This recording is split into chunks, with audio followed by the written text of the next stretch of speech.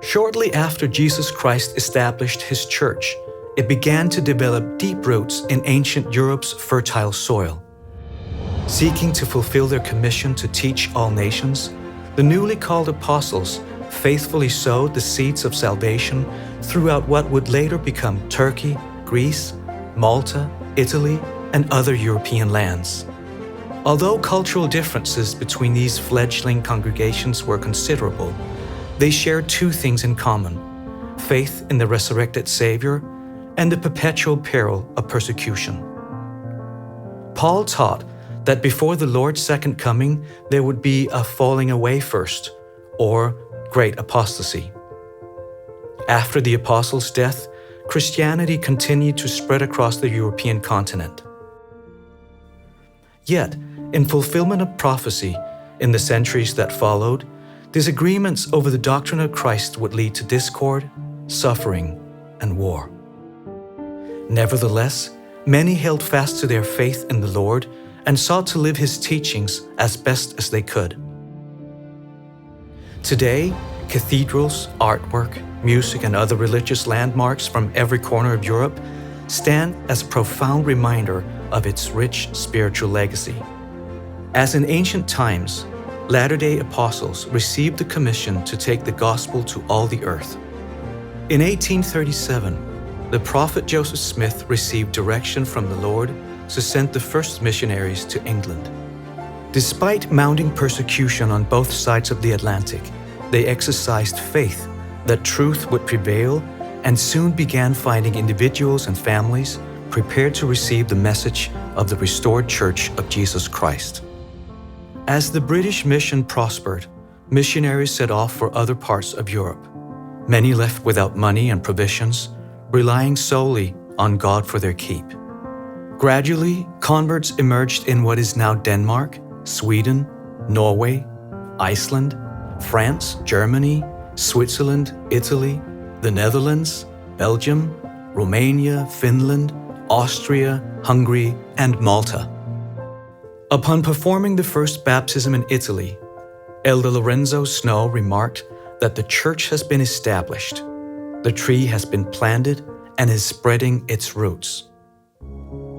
As the church grew, so did prejudice and persecution against it, making it increasingly difficult to preach and live the gospel.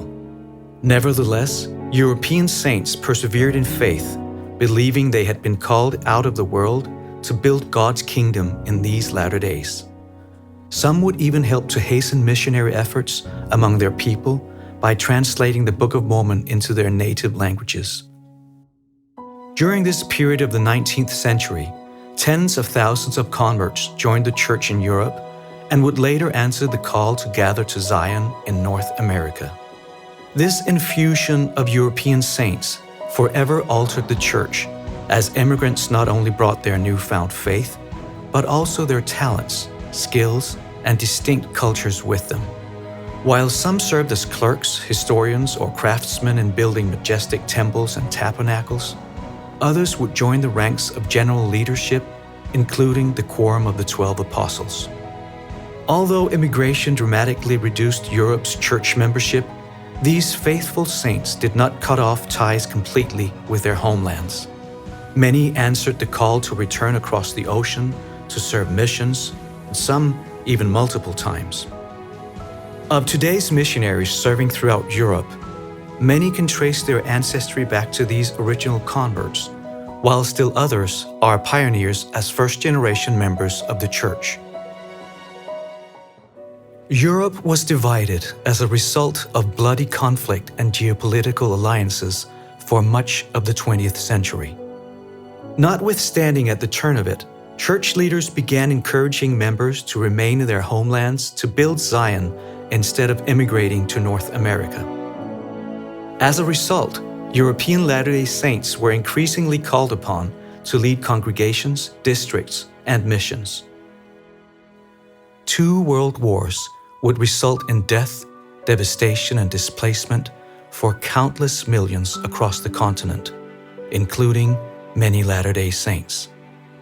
Hundreds of European priesthood holders on both sides of the conflict sought to live the gospel while at the same time fulfilling their civic duty throughout military service. Even more members, men, women, and children, remained at home to endure extreme hardships and suffering as armies advanced. With nations in ash and rubble, saints, both young and old, took it upon themselves to continue sharing their faith, serving others, and living the gospel of Jesus Christ. While the church in Utah sent much-needed aid and resources to the war-torn continent, European saints, many of whom had lost everything themselves, also reached out.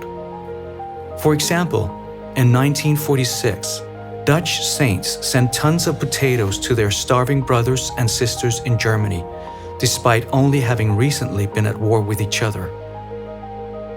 In subsequent years, a rapid increase in members resulted in a pressing need to better house them. Young men and women everywhere were called to serve as building missionaries to help with the construction of chapels. Local members willingly sacrificed their evenings and weekends to assist in these construction efforts. The end result was dozens of meeting houses across the continent and a well-trained cohort of future leaders for the church. At the same time, much of Eastern and Central Europe found itself under the control of communist regimes, which limited the movement of people and the expression of ideas, especially faith in God. Latter-day Saints were among those affected by these changes. Despite trying conditions, they often found creative ways to promote their faith.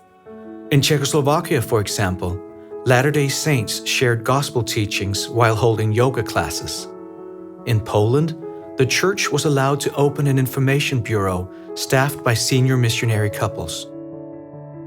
In Yugoslavia, basketball star and convert Krešimir Ćosić played church film strips at some of his games. In the German Democratic Republic, better known as East Germany, church members gained a reputation as law-abiding citizens so much that the government suggested the church build its own temple in Freiberg. It was dedicated in 1985, making temple blessings available to thousands of saints for the first time. For Elder Russell M. Nelson, who, as a relatively new apostle, had been tasked with the opening of doors in these nations, the Freiberg Temple confirmed that the Lord was able to accomplish seemingly impossible tasks, even with the unlikeliest of people. It was also evidence that if members would remain true and faithful to the commandments of God, every blessing of the church could be theirs. Years earlier, church leaders had been moved by the enduring dedication of European saints and knew that the time had finally come to construct temples in that part of the Lord's vineyard.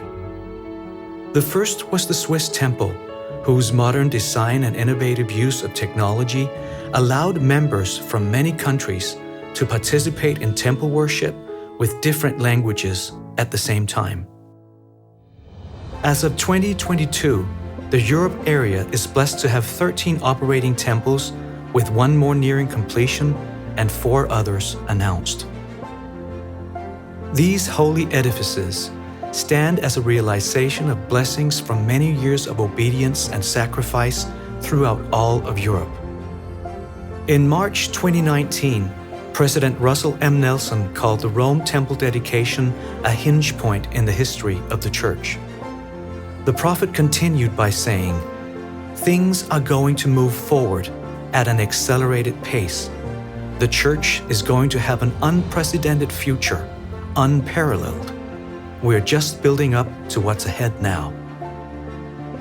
Indeed, this is already evident in the way European Latter-day Saints are faithfully binding themselves to the Lord through covenants and ordinances.